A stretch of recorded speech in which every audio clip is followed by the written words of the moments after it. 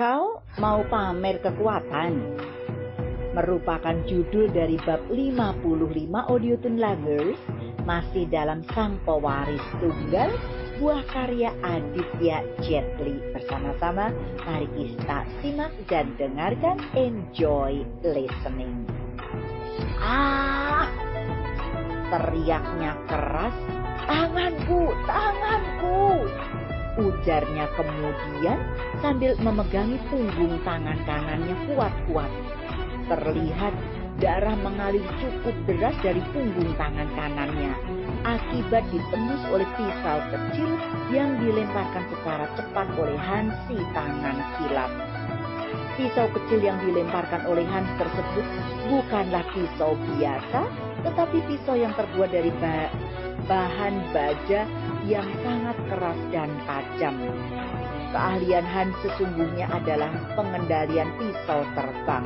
Selain itu, dia juga bisa berkelahi dengan menggunakan tangan kosong. Keahliannya itu sudah dikuasainya cukup lama dan sudah sangat sempurna.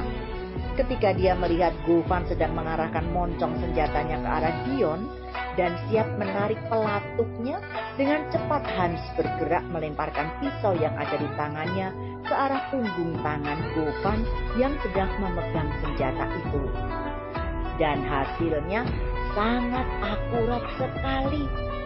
Punggung tangan Govan tertembus pisau tersebut hingga membuat senjata api berjenis revolver kaliber 22 yang dipegangnya terlepas dan jatuh ke tanah.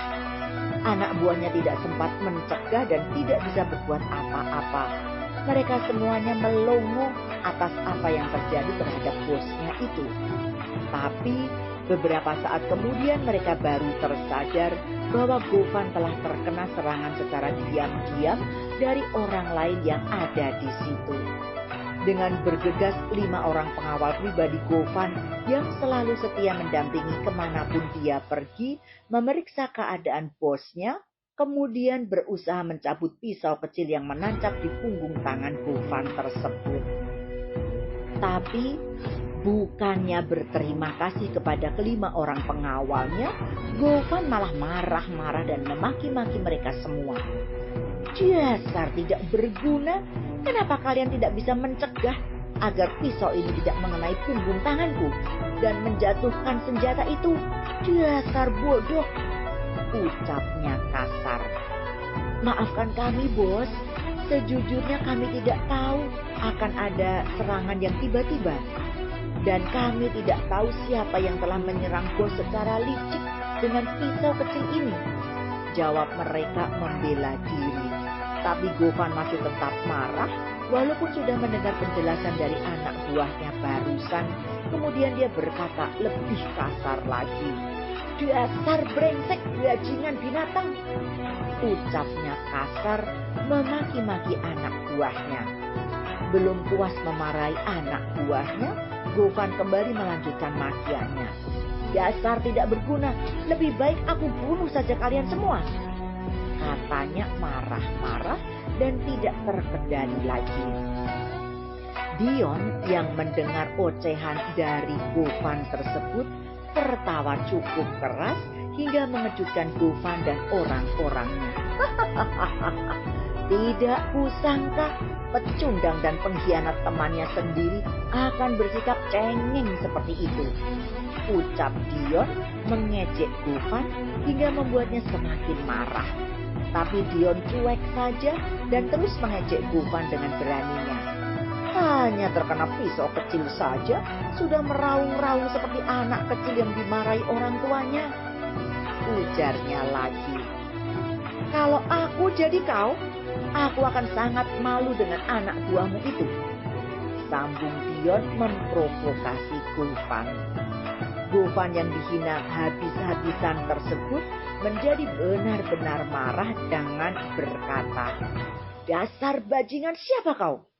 ucapnya emosi, kemudian mengalihkan perhatiannya pada anak buahnya yang lain.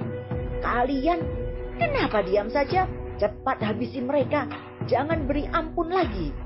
Tapi jangan ganggu gadis itu." teriaknya kuat-kuat, memerintahkan kepada anak buahnya untuk menghabisi Dion dan orang-orangnya.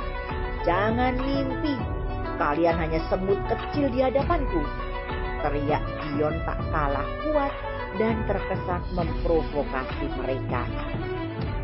Govan yang mendengar itu menjadi sangat geram sekali dan tidak sabar ingin menghabisi Dion secepatnya.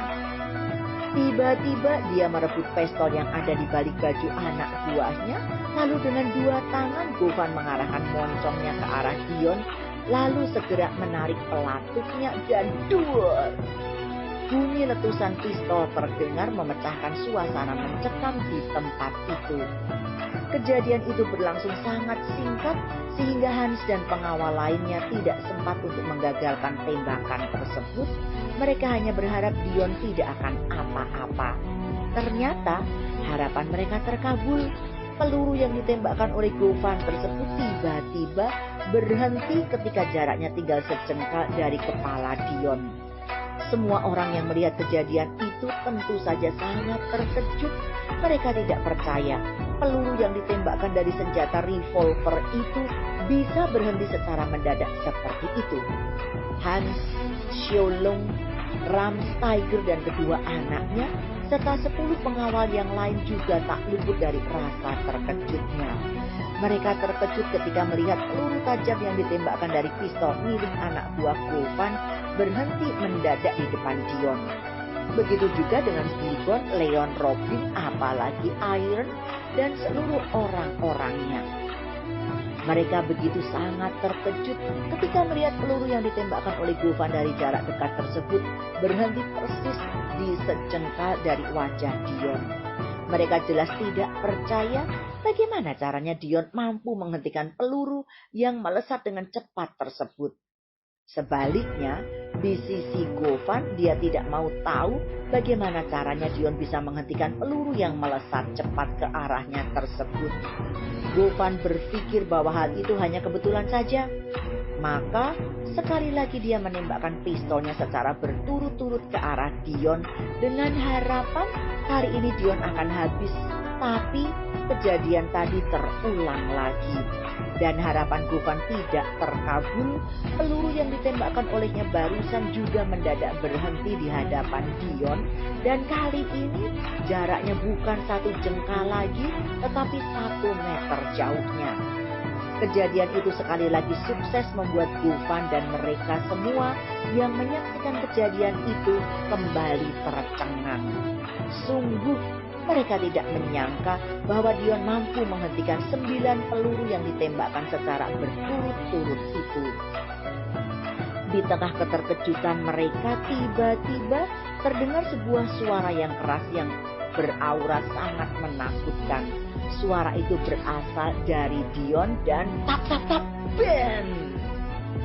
10 peluru yang tadi ditembakkan oleh Govan dan sedang mengambang di udara tiba-tiba saja ditangkap oleh Dion dan dihancurkan dengan mudah.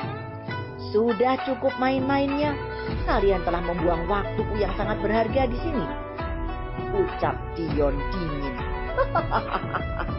Tawa Govan geli walau dalam hatinya terkejut. Begitu melihat Dion mampu menghancurkan peluru pistolnya tersebut dengan begitu mudahnya, lalu dia berkata lagi, "Hanya mainan anak-anak kau berani sesumbar di hadapanku. Kalian hanya beberapa belas orang saja, tapi lihat anak buahku. Mereka berjumlah 250 orang yang bersenjata dengan senjata tajam dan lain-lain. Sedangkan kalian," ucapnya sombong, lalu cepat-cepat menyambung perkataannya lagi, "hanya membutuhkan waktu cuma 1 menit, kalian semua akan mati." Sambungnya lagi percaya diri. "Benarkah?" jawab Dion enteng. "Lalu kalian cepat lakukan tugasmu," perintah Dion tegas dengan suara keras. Tak lama setelah Dion mengucapkan perintah itu, orang-orang yang diperintahkan oleh Dion tadi untuk tidak menampakkan diri tiba-tiba keluar dari persembunyiannya dan langsung membentuk formasi. mengepung dari segala arah sehingga posisi Govan dan anak buahnya sekarang berada di tengah-tengah. Govan yang melihat kejadian itu tentu saja sangat terkejut. Dia tidak menyangka Tiger akan membawa pengawal sebanyak itu. Govan hanya tetap menyangka bahwa orang-orang yang mengepungnya tersebut adalah para pengawal Tiger, dan dia tidak habis pikir bagaimana caranya Tiger bisa mendapatkan orang-orang seperti itu. Dalam pandangan Govan dan seluruh anak buahnya, orang-orang yang barusan keluar tadi terlihat sangat kuat. Walaupun mereka tidak kelihatan memegang senjata, tapi tampaknya mereka masih tenang-tenang saja dan tidak ada rasa takut dan gugup sedikit pun. Menyadari posisinya yang terkepung, Govan masih mempunyai keyakinan bahwa orang-orang yang dibawanya itu akan mampu menghadapi orang yang sedang mengepung mereka. Dengan lantang Govan memberi perintah kepada anak buahnya untuk bergerak dan menghabisi orang-orang yang disangka adalah pengawal Tiger itu.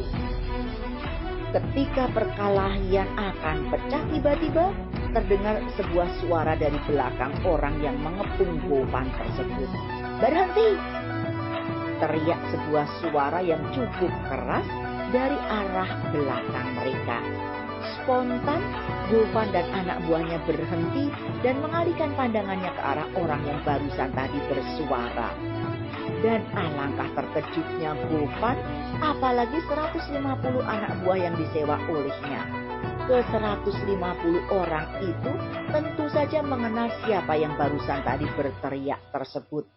Serempak mereka mundur dan keluar dari kelompoknya Govan, lalu membentuk barisan sendiri dan menunduk takut-takut sambil berkata, "Bos," ucap mereka serempak. Eti Sulistiowati akan segera kembali Audiothon Lovers untuk membacakan bab berikutnya. So please don't go anywhere, to be continued. Bersambung.